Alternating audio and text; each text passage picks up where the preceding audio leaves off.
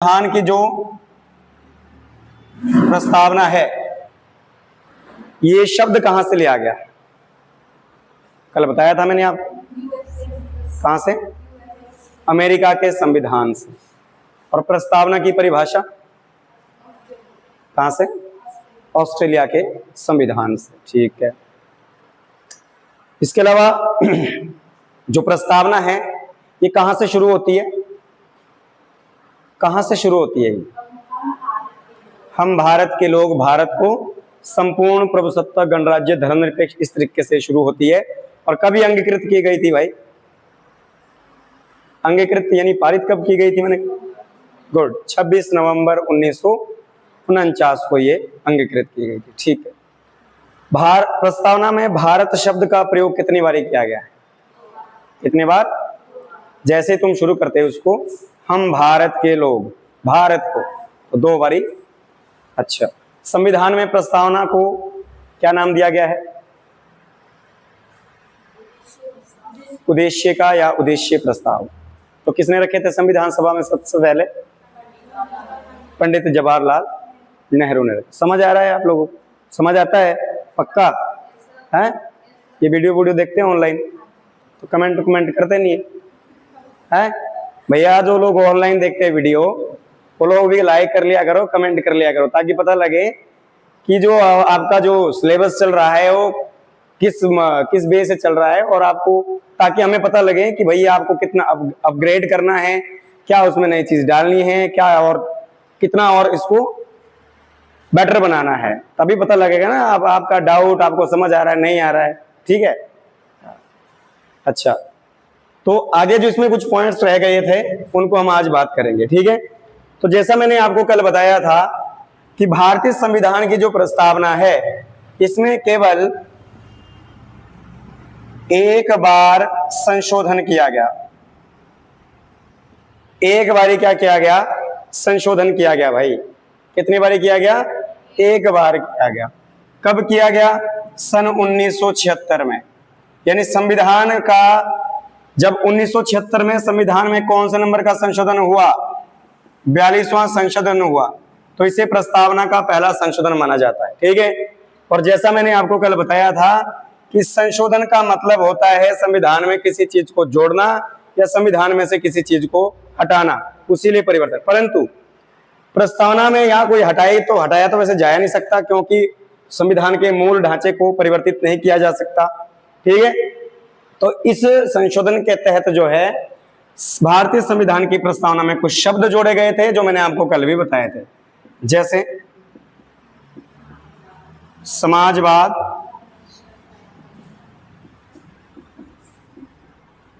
धर्मनिरपेक्षता और अखंडता शब्द जोड़े गए थे। कल हमने इसका मतलब भी जाना था। ठीक है। ये जो तीनों शब्द है कब जोड़े गए थे? 1976 में 42वें संशोधन में। आपसे ये भी पूछा जा सकता है कि प्रस्तावना में समाजवाद शब्द को कब जोड़ा गया, या संविधान में समाजवाद शब्द को कौन से संशोधन के तहत जोड़ा गया था, या फिर अखंडता शब्द का उल्लेख जो है संविधान में सबसे पहली बार कब किया गया। ठीक है। अच्छा, दूसरी बात आपने ध्यान रखना, जो प्रस्तावना है, प्रस्तावना को संविधान की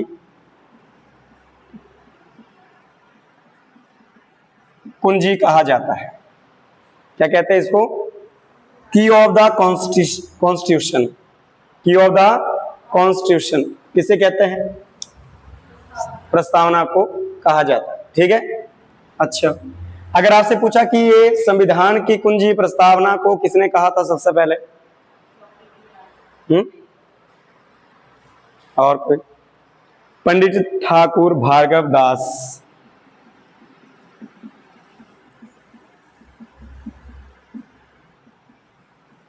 पंडित ठाकुर भार्गव दास ने क्या कहा था? कि प्रस्तावना की ऑफ द कॉन्स्टिट्यूशन है। ठीक है। दूसरी बात, प्रस्तावना को संविधान की आत्मा किसने कहा था? हैं?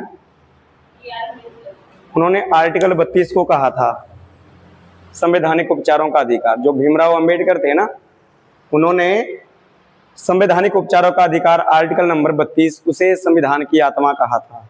यहां पर बात कर रहे हैं किसकी? प्रस्तावना की। तो प्रस्तावना को किसने कहा था?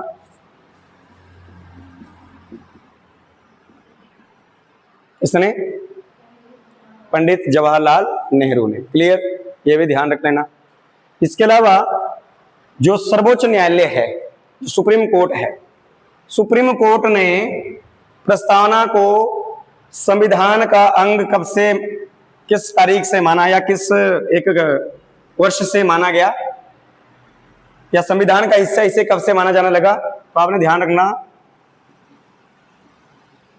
केशवानंद भारती केस, ये जो भारती केस है, केशवानंद भारती केस है, इसका जो मुकदमा है ये सर्वोच्च न्यायालय में आया था 1973 की बात है। तो केशवानंद भारती केस जो है कब सुप्रीम कोर्ट में आया था भाई? 1973। अच्छा, 1973 में कुछ और भी हुआ था क्या? क्या हुआ था? हाँ, वेरी गुड। कौन सा? चिपको आंदोलन हुआ था भाई। चिपको आंदोलन हुआ था। चिपको आंदोलन का संबंध किस नेता से था? सुंदरलाल बहुगुणा। सुंदरलाल बहुगुणा। और ये चिपको आंदोलन किस राज्य से था? उत्तराखंड के रैनी गांव से। उत्तराखंड के रैनी गांव से। चमोली, हाँ, रैनी एग्जैक्ट जो है रैनी स्थान था, चमोली गांव भी बोल सकते, ठीक है। हाँ, तो ये भी चिपको आंदोलन में 1973 में हुआ था। केशवानंद भारती का केस भी 1973 में आया। इस केस के बाद सुप्रीम कोर्ट ने निर्णय लिया, क्या निर्णय लिया? कि प्रस्तावना अथवा संविधान के मूल ढांचे में संसद परिवर्तन नहीं कर सकती। परिवर्तन नहीं कर सकती। तो अगर आपसे प्रश्न पूछा जाए कि क्या संसद संविधान या प्रस्तावना के मूल ढांचे को बदल सकती है, तो बिल्कुल भी नहीं। यहां पर बात की गई थी कि भाई संविधान का जो बेसिक स्ट्रक्चर है वो एज इट इज रहेगा, यानी ज्यों का त्यों रहेगा, ठीक है, इसे बदला नहीं जा सकता। हाँ, इसमें कुछ चीजों को जोड़ा जरूर जा सकता है और इसके अंदर लिखे गए प्रावधानों के ऊपर कुछ कानून जरूर बनाए जा सकते हैं, ठीक है। तो ये सारी बात आपने ध्यान रख लेनी है। क्लियर बात सबको? यस या नो? तो ये तक कुछ प्रस्तावना से रिलेटेड पॉइंट्स थे जो मैंने आपको बता दिए। कोई दिक्कत इसमें किसी को? यस या नो? अगली बात आपने ध्यान रखनी है कि प्रस्तावना में कुछ स्वतंत्रताओं की बात की गई है ना। प्रस्तावना में कुछ स्वतंत्रताओं की बात की गई है, कुछ स्वतंत्रताएं दी गई है। और कौन कौन सी स्वतंत्रताएं हैं बताइएगा? हाँ जी, सामाजिक स्वतंत्रता, न्यायिक, आर्थिक और राजनीतिक, ठीक है, ध्यान रखें। ये समझ गए बात? स्वतंत्रताएं और न्याय, ठीक है, सामाजिक न्याय, आर्थिक न्याय, राजनीतिक न्याय।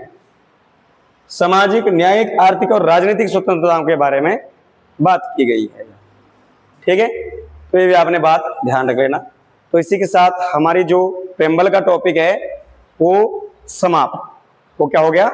समाप्त हो गया, ठीक है। तो हमने पॉलिटिकल साइंस में संविधान सभा और संविधान की प्रस्तावना के बारे में जो हमारे जो 2 टॉपिक थे उनको कंप्लीट कर लिया है। इसके अलावा जो ज्योग्राफी था, ज्योग्राफी में हमने क्या पढ़ा था? लास्ट कौन सा टॉपिक हमने कंप्लीट किया है?